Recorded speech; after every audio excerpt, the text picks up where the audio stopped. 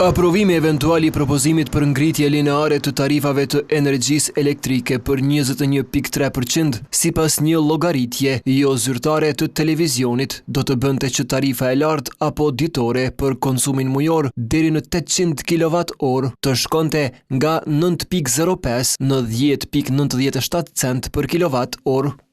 Ndërkaq tarifa e ulët apo e natës në këtë blok konsumi do të ngritej në 4.70 cent për kWh nga 3.88 sa është aktualisht. Për konsumin mujor të energjisë elektrike mbi 800 kWh apo blokun e dytë, tarifa e lartë do të shkonte në 18.71 cent për kWh nga 15.43 sa është aktualisht. Tarifa e ulët apo e natës ndërkaq do të shkonte nga 7.28 në 9.55 cent për kWh.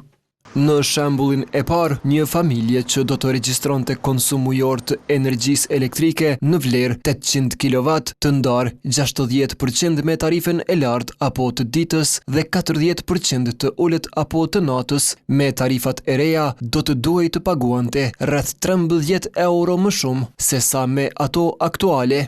Për këtë nivel konsumi, në raportin 60 me 40, aktualisht fatura është 60 euro, ndërkaq me tarifat e propozuara do të ishte 73 euro.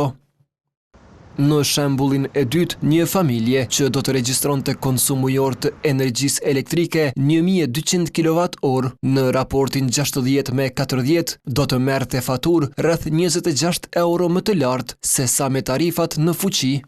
Derisa aktualisht për këtë nivel konsumi, me këtë raport, fatura është 112 euro, me tarifat e propozuara do të ishte 138 euro.